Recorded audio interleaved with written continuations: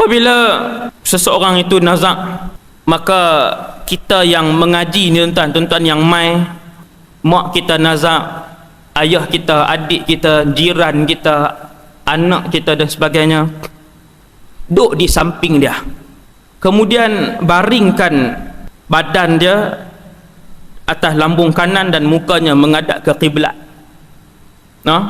Kalau boleh, yang ni kiblat, maksudnya badan dia kot ni, kepala dia sini, kaki dia kot tu, bagi dia mengiring menghadap ke kiblat.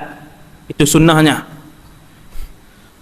Kalau susah dia pun tak boleh bergerak apa dah, bagi kepala belah sana, angkat sikit, kaki dia menghadap kiblat. Buat benda-benda hak Nabi ajak ni untuk memudahkan dia, memuliakan dia, untuk mengundang keberkatan Allah apabila kita buat benda yang disunahkan oleh Rasulullah sallallahu alaihi wasallam ajak.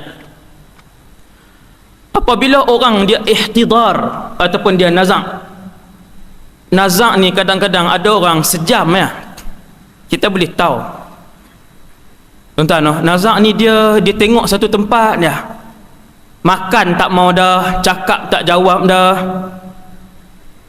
kadang seharian. Jangan biang orang yang bukan mahram duk pergi masuk, duk pegang dia, angkat tangan duk letak. Tuan-tuan, benda tu dosa, dan dia tersiksa dengan benda tu. Ni kita duk masuk, siapa nu adik-beradik berapa nu, bau-bau kucing ke bau macam apa, berapa jauh nu bawa masuk, duk perbetul lah, duk pegang kepala, duk ni anak-anak mana, panggil anak-anak, panggil suami, panggil isteri, panggil ayah yang boleh pegang dia.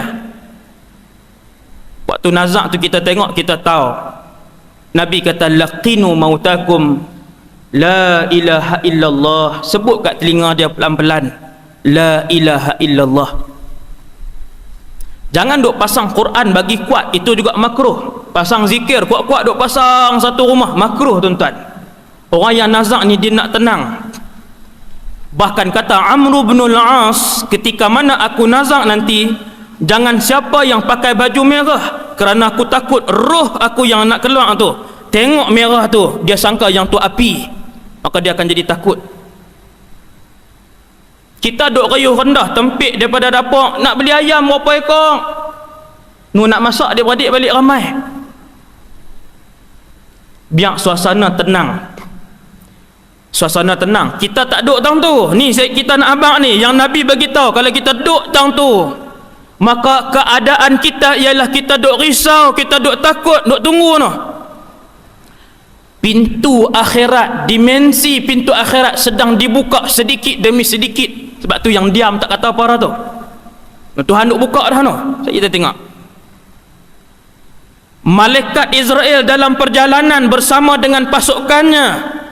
Tuan-tuan, Nabi kata biar tenang suasana tu. Nabi kata pi bisik di telinga dia, la ilaha illallah.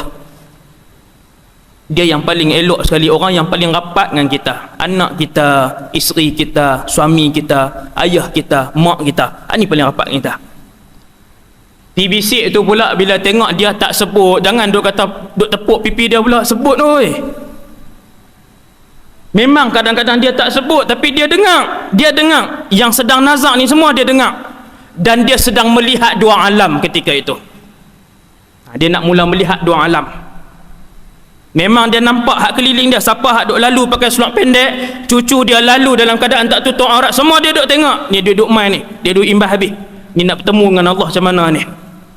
Sebab tu jangan duk bagi orang tak tutup aurat duk pergi duk tang tu lah apalah. Tuan, sebut kat telinga dia, la ilaha illallah. Sesiapa yang akhir kalamnya la ilaha illallah, dakhalal jannah, maka dia ada peluang untuk masuk syurga. Dia ada peluang untuk masuk syurga selepas dimasukkan ke dalam neraka, seandainya ketika kematiannya dosanya lebih banyak daripada pahalanya. Dengan syarat akhir yang keluar daripada mulut dia, la ilaha illallah. Bisik, jangan bisik tiap-tiap minit. Bisik la ilaha illallah, selang sat 2-3 minit. Bisik pula dengan lembut, la ilaha illallah, sebut ayah, kata. Nampak tuan? Hak ni kalau anak reti. Tak syarat ustaz tuan-tuan, tak syarat ustaz. Berapa ramai saya tengok yang bukan ustaz pun tapi reti, orang-orang saleh yang mengaji. Dia pangku kepala ayah dia, kepala ibu dia, la ilaha illallah. Untung mak ayah ni. Kemudian Nabi kata, iqra'u ala mautakum Yasin, baca Yasin. Ada hadis nah, tak duduk bid'ah pula. Ni geng bid'ah payah agak ni. Iqra'u ala mautakum Yasin, hadis riwayat Abu Daud, Ibnu Hibban, dan beliau mensahihkannya. Hadis sahih. Duk tepi dia baca Yasin. Tuan-tuan, baca Yasin jangan duk panggil orang tak tentu hala mai baca. Yasin wal Quranil Hakim innaka laminal mursalin. Berapa kali dah baca? 4 kali dah baca kat palung. Hak tu lagi sakit mayat. Yang baca dengan tak ada tajwid, baca tak elok, lebih menyakitkan mayat. Elok tuan-tuan, ni kita sebut pagi ni semua hak persiapan tu. Nak baca Yasin, panggil budak-budak mak tahfiz pun. Kalau hak hari ni punya, jangan duk panggil hang tahun 1 tahun 2 ni. Panggil hak dah habis Quran, hak bacaan dia elok. Kita sendiri baca, anak-anak sendiri baca dengan elok, dia mendapat manfaat, dia mendapat ketenangan daripada situ. Orang yang nak sakit, nak mati ni, tak tahu kita salah seorang. Dalam masjid ni kita jadi salah seorang, boleh jadi 2 orang, 3 orang. Para ulama kata dia kena husnuzan dengan Allah Subhanahu wa taala. Tuan-tuan ingat tuan-tuan, saya hak duk cakap, kita bila duk nazak husnuzan dengan Allah. Husnuzan macam mana? Kita bersangka baik bahawa kita akan menghadap Allah yang Maha Pemurah lagi Maha Penyayang.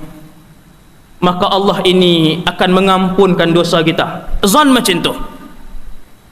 Kita zon macam tu, berbaik sangka dengan Allah, kerana Nabi sebut ana inda husni dhanni abdi bi. Aku akan berada pada sangkaan baik hambaku kepadaku. Bila seseorang tu mati, tak kiralah siapa pun, mak ayah kita, anak kita sebagainya, tutup mata dia. Sapu tu Nabi buat benda ni, hak saya sebut ni semua Nabi buat. Yang tu hadis Imam Muslim nombor 920.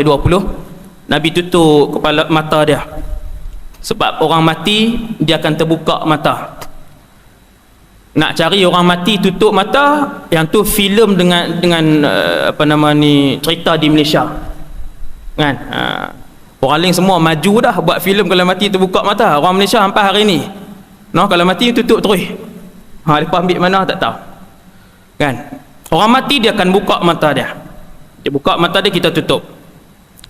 Kemudian lembutkan tulang-tulang sendi dia. Gerakkan tangan dia pelan-pelan, kaki dia, gerakkan sendi-sendi dia, buh minyak sikit. Letakkan satu benda yang berat atas perut dia supaya perut dia tak kembung. Benda yang biasalah, jangan tak 20 kilo pula. Biasa